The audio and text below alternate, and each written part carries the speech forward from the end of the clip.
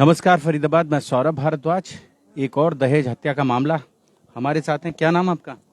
मेरा नाम मुन्नी है। मुन्नी जी, हुआ क्या है वो बता दें थोड़ा सा।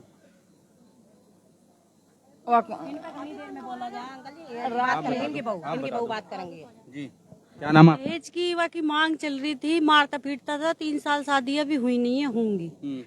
और मतलब हमें डर के मारे धमकी दे रखी थी, हमारे दोनों भाइयों को भी, और मारता छेड़ता था। और उससे पहले हम एक बार लेने भी गए थे, भेज दी तो मतलब धमकी दे के लड़की को ले गया था यहाँ से, हमने भेज दी। 4 पहिया की गाड़ी चाहिए, 4 पहिया की गाड़ी चाहिए सर। गाड़ी मांगता था और ज्यादा ही परेशान करता था। कभी 3 बजे, कभी 2 बजे, कभी 4 बजे ऐसे आता था पी के। जब आता था वहाँ से पिज्जा की दुकान पे, जब पिज्जा की दुकान करता था, जब आता था जब ही मारता था। वो दारू पी के आता था। वो गाड़ी तोड़नी, शीशा तोड़ने, हर काम करने, जो भी चीज मिल जाए हर काम करने, गाड़ी तोड़नी, शीशा तोड़ने, सबको धमकी देनी। मेरी लड़की की शादी, उसमें भी मेरे भाई को मारने के लिए आया था। वो उस टाइम आया था, 4-5 गुंडे भी लाया। मैं कह रही मिनकी खाना खा ले, खाना खा ले। मुझे ऐसा नहीं पता कि ये कांड करने के लिए आया। मुझे इस चीज का कल पता लगा है, कल रिजल्ट आया इस चीज का। मेरे को नहीं पता था कुछ भी ऐसा भी। मैं घर गई हूँ, लड़की को हंसी खुशी खूब उसको लड्डू वड्डू दे के आई हूँ, साड़ी दे के आई हूँ। उसने मैंने की चलो कोई बात नहीं है, जैसे भी किया। हमें नहीं पता, लड़की को भेज रखा था दवा के। वो मेरे भाई को ही मार रहा था, मुझे नहीं पता कि ऐसा करेगा। आपकी बहन? आपकी बहन? मेरी बहन है, मेरी सिस्टर। क्या नाम? राखी। राखी। हाँ जी। और घर वाले का क्या नाम है? रिंकू। रिंकू। हाँ जी। कहाँ रहते थे ये दोनों? वो भारत कॉलोनी। अच्छा, ये भी भारत कॉलोनी और आप लोग भी भारत कॉलोनी रहते? बसेलवा। आप बसेलवा। हाँ जी। और पीहर कहाँ है? तो भगमतपुर है जी, वो रहते लड़होली में। भगमतपुर पियर तो रहते अपनी नंद के वहाँ, अपनी बहन के वहाँ पे रहते थे। लड़होली में? हाँ जी, लड़होली में। तो अब 3 साल, कोई बच्चे बच्चे भी हैं? ये उनकी बुआ है, बुआ के पास रहते थे। 2 पोत हुए, 4-4 महीना को बेकार कर दो। राखनी नहीं छोड़ी, सुई लगवा दो, कुछ ना कुछ कर दो। 4 महीना को बेकार कर दो बालक के जी। इसके बालक खराब है जहाँ, और मतलब पल्ला चक्कर है, ये धमकी दे रखी। और बालक नो होना दे, 2 बेल बच्चे बीपी लो है। बच्ची का फोटो है, बहन का फोटो है आपके पास? बालक है जानते तो सीधी लड़की को फायदा उठाया उन्होंने। बहुत सारी लड़की थी शरीर पे ही घर ते लेकर ना दे कहीं, अपने घर में दारू पी के आवे हो 10-11 बजे आके नहीं मार पीट करे हो छोरी के संग में। तो अब ये कैसे हुआ? कोई मतलब फांसी पे लटका दी क्या? क्या झेर दे के मारी है, सबरे में लीर पर रहे, सबरे में। मेरी बेटी ऐसा मारी है। रिकॉर्डिंग रखता था उसको। भाई माँ के पास फोन नहीं करने देता था और रिकॉर्डिंग लगा के रखता था, इसलिए लड़की बताती नहीं थी फोन पे अपनी माँ को, अपने भाई को। इस वजह से कि रिकॉर्डिंग कर रखी है, मेरे को मारेगा फिर से। स्पीकर? हाँ जी, कि वो सुने क्या बात कर रही है अपनी मम्मी से और क्या मम्मी कह रही है। रिकॉर्डिंग होती थी। रिकॉर्डिंग अपनी तरफ से चालू कर देते, तब मम्मी से बातें करने देते थे वो। तो बोलते हमको गाड़ी चाहिए, पापा नहीं थे।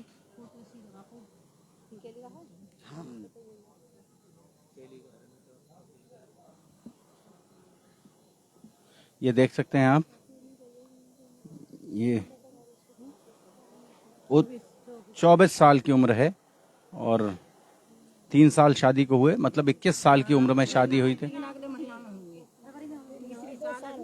3 साल पूरे नहीं हुए।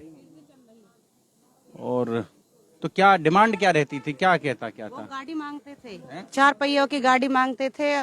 इतनी है नहीं, मजबूर आदमी है, गरीब है, और दहेज के लिए उन्होंने जहर दे के दे भाई को 5 गुंडे भेजे थे कि इसको मार दो। फिर भाई को मारना चाहते थे और लड़की को भी मारा है जहर दे के। पहले मारपीट करी है, फिर उसको जहर दिया है। और सासू ने फोन करके बताया छोटे भाई को कि इसके बीपी लो हो चुका है, तो मैं हॉस्पिटल में हूँ, तुम आ जाओ। जब तक खत्म हो चुकी है। तो कौन से हॉस्पिटल में लेके गए? मेट्रो में। सबसे पहले उनके पास फोन आया था छोटे भाई के। तो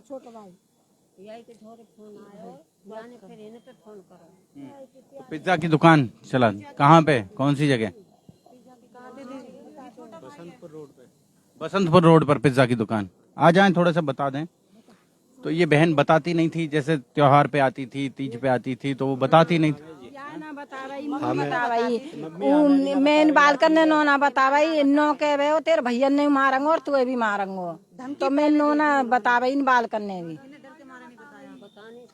मैनू ना बतावे। बतावे तो यहाँ क्या बतावे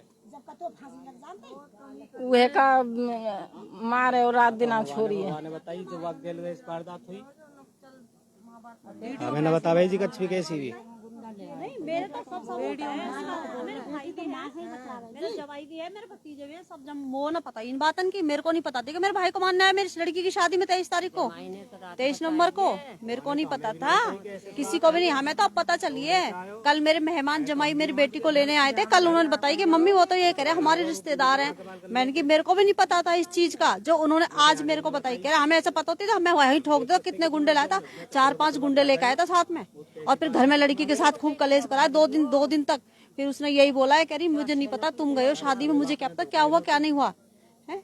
मैंने फिर भी ये कहा लड़की को क्यों नहीं लेके आए, तो बोला कोई बात नहीं, मेरे पापा तो आ गए। मैं फिर भी मैंने ये किया, मैंने कोई बात नहीं, पापा आ गए आपके तो कोई बात नहीं है, मेरे लिए तो सारा परिवार आ चुका। मैंने अंकल आंटी को भी बोला, जाके घर गई थी तो कह रही बेटा मैं तो होती तो मैं आती जरूर, अब ये नहीं लेके गया तो मैं क्या करूँ है। उसने यही बोला। अब मुझे ये पता होती मैं फिर भी खाना लेके डोल रही आगे पीछे में, चलो कोई बात नहीं। आप लास्ट में आए तो किसी और की प्लेट लगी हुई थी, मैंने कहा आप खाना खा लो। कह रहा नहीं मुझे मदन से मिलना है। मदन है कहाँ? मैंने कहा यहीं होगा, मुझे नहीं पता। मदन कौन? मेरा भाई, बड़े भाई को मारने के लिए आया था। मैं अपने भाई के ऊपर विश्वास नहीं किया, मैंने उसके ऊपर विश्वास किया, पर मैंने अपने भाई को इग्नोर कर दिया। मुझे ये नहीं पता कि मेरा भाई ये करेगा, ऐसे बोलेगा, इसलिए मैं अपने भाई को झूठ मान रही थी। सर मुझे ऐसा कुछ नहीं पता था, मेरे को तो अब पता चलिए। मेरे पास 2 दिन रहा मेरे भाई मैं बहन वहां जाऊंगा, मैंने क्या होगा मुझे तो बता असलियत को। फिर भी मैंने अपने भाई को इग्नोर कर दिया। मैंने कि चल भाई कोई बात नहीं है, बहन है हमारी छोटी, कोई बात नहीं मैं समझा दूंगी। पर मुझे ये नहीं पता कि सर 1 हफ्ते बाद ये कांड कर देगा, मेरे बहन के साथ मार देगा वो। तो फरीदाबाद आपने सुना, जैसा वो कह रहे हैं कि 3 साल अभी शादी को हुए नहीं हैं, फरवरी में 3 साल पूरे होने थे। और ये जो बच्ची है 22-24 साल की, नाम बताया था आपने? राखी की मौत हो गई है। किन कारणों से मौत हुई है वो यहाँ पोस्टमार्टम के बाद पता चलेगा। जैसा वो बता रहे हैं कि जहर खाने से, जहर से हुआ। हमें क्या पता, हमें नहीं पता, वही बता रहे हैं कि जहर से मौत हुई है। और जैसा परिवार आरोप लगा रहा है कि राखी के पूरे शरीर पर चोट के निशान हैं, नील पड़ रहे हैं। उसकी भी तहकीकात होगी, उसकी भी जांच होगी। जोड़ेंगे आपको शहर की ऐसी और महत्वपूर्ण खबरों के साथ। बहुत बहुत धन्यवाद।